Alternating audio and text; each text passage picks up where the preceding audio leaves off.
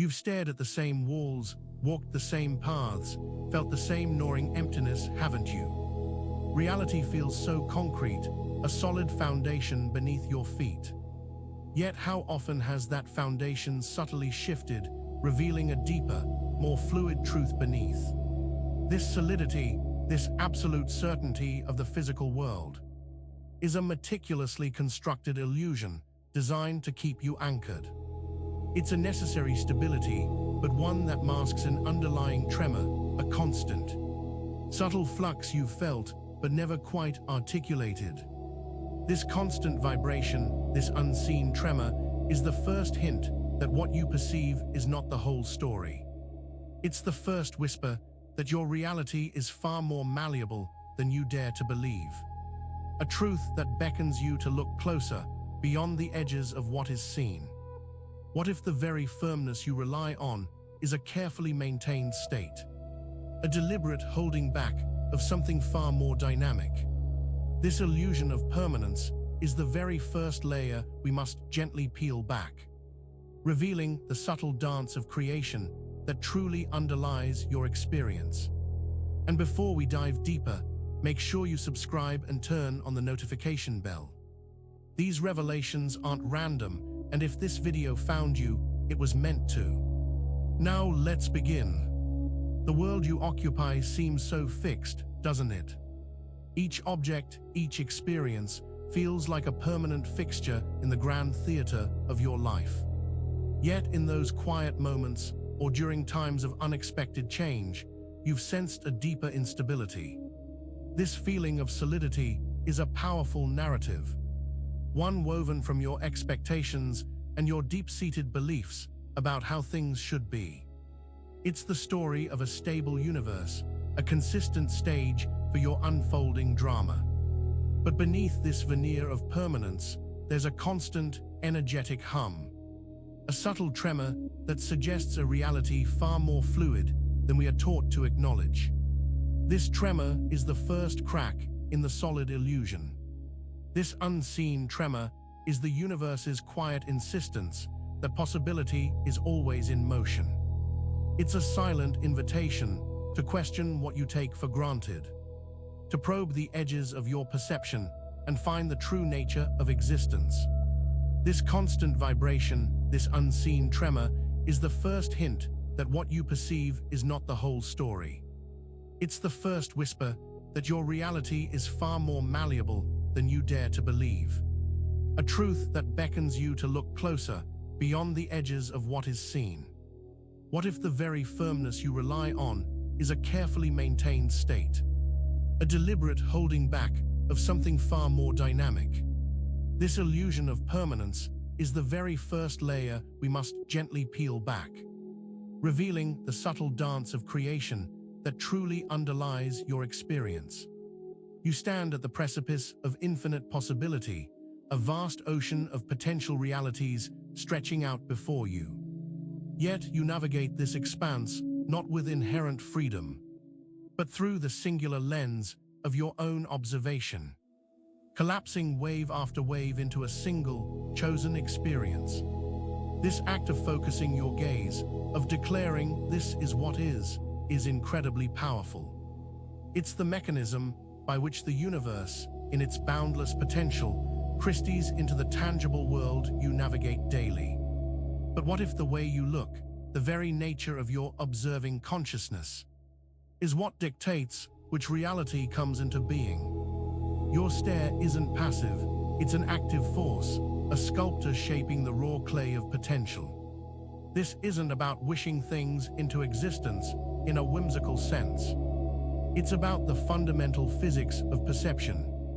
The deep truth that your attention is not just a witness, but a co-creator, constantly bringing forth one version from an infinite spectrum. What happens when you realize your gaze is not merely a window onto reality, but the very engine that brings it into focus? This revelation can feel like a sudden jolt, a system error in your understanding of the world. Your identity, the very core of who you believe yourself to be, acts as a fundamental filter. It's not just a label or a collection of memories. It's an active gatekeeper, dictating which potentials are allowed to manifest and which are perpetually held at bay. Think of it as a sophisticated, subconscious operating system, constantly scanning the infinite possibilities and aligning them with your established self-definition. If you believe you are someone who struggles, your identity ensures reality serves up struggles. This filter is what gives your world its comforting, albeit sometimes frustrating, consistency. It's why you recognize patterns in your life, why certain themes seem to repeat themselves like a broken record. This persistent alignment isn't a flaw in reality. It's a feature of your personal perceptual apparatus. Your identity is the prime directive, the ultimate command that shapes the very fabric of your lived experience. But what if this prime directive, this unshakable sense of self, is also the invisible barrier preventing the emergence of versions of you that are more aligned with your deepest desires? You've felt it, haven't you? That nagging sense of déjà vu, the feeling of walking through the same scenarios again and again. These aren't random glitches in the cosmic machinery. They are the unmistakable echoes of an identity still locked onto a particular timeline. This repetition is the universe's way of showing you the energetic signature of your current self-concept. It's the evidence, your subconscious mind presence, reaffirming the identity it knows by replaying familiar experiences. It's like a record scratch, a pause in the potential flow of new experiences because the old tune is still playing. The loops persist, not because reality is broken, but because your internal observer is still resonating with a past or present version of self. This is the echo chamber of self, where your beliefs about who you are create a feedback loop, generating experiences that perfectly match those beliefs, making it incredibly difficult to break free. But what if understanding this echo isn't about fighting the loop, but about recognizing its source within your own identity and learning to broadcast a different signal into the field of infinite possibility? You've pushed, you've strained. You've poured every ounce of will into changing your circumstances, only to find yourself back where you started. This paradox of effort, the idea that trying harder can sometimes reinforce the very thing you're trying to escape, is a profound misunderstanding of how reality is shaped.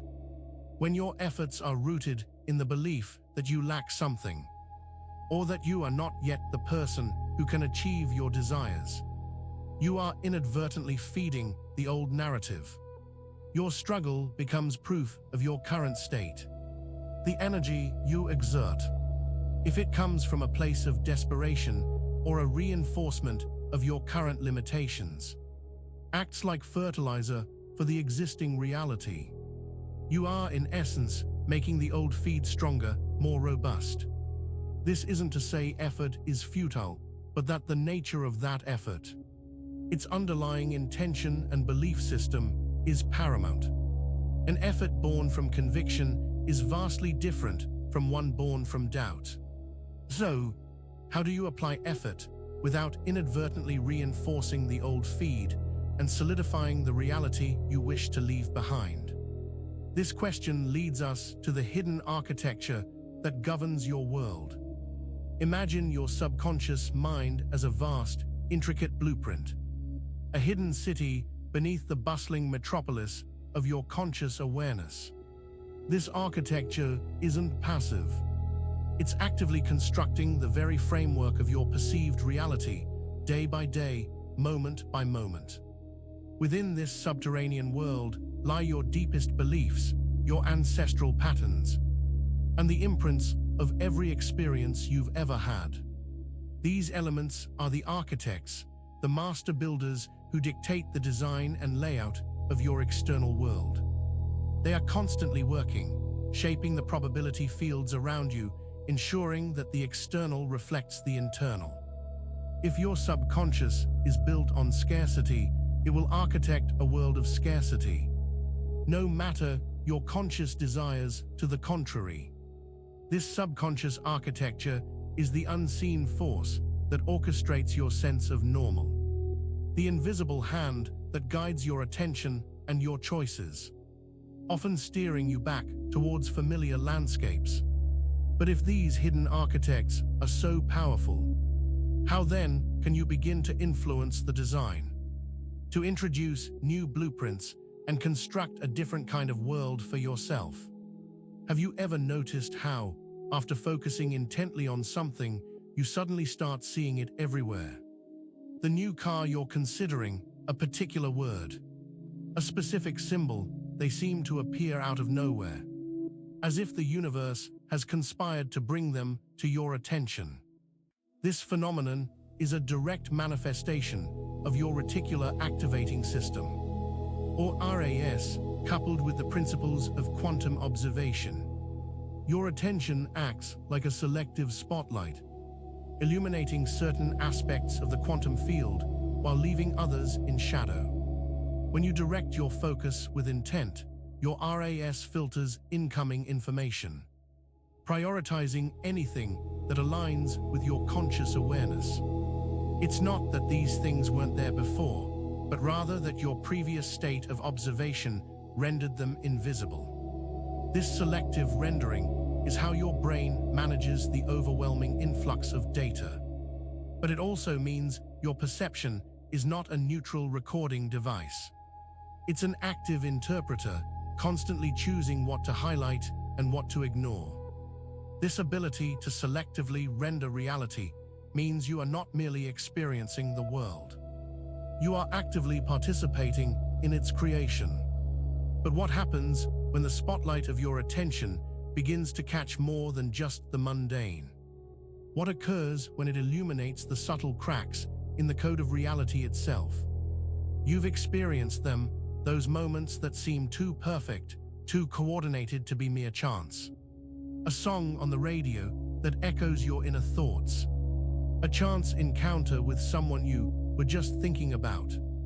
A recurring number sequence that feels like a wink from the cosmos. These are not random glitches in the matrix, but rather synchronicities. Powerful signposts that indicate your observer is beginning to align with something deeper within the quantum field.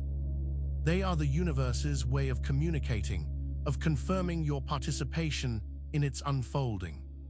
These symbolic, meaningful coincidences are the universe's language, a way for the underlying energetic structure to signal that a shift is occurring.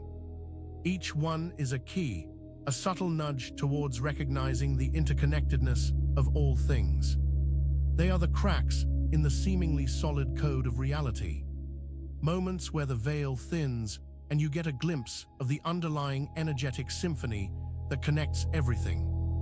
Your receptivity to these signs directly influences how many you observe. But what is the cost of ignoring these powerful nudges, these symbolic whispers from the fabric of existence? What is the unseen rent reality demands for its consistency and your passive participation within it? The consistent rhythm of your daily life, the predictable turning of the seasons, the familiar faces in your orbit, these all come at a price. Reality, in its effort to maintain a stable, predictable environment for your experience, requires a certain kind of energy exchange. This exchange, this rent, is paid through your passive acceptance of the status quo, your unconscious agreement to step into the roles and narratives that have been pre-assigned. It's the cost of remaining an unobserved observer within a well-worn groove. The less you question, the less you challenge your own perceptions, the more stable and unchanging your reality appears. This passivity allows the existing energetic structures to remain firmly in place, requiring no additional input from you to sustain them. However, this stability comes at the expense of your own potential for expansion and evolution.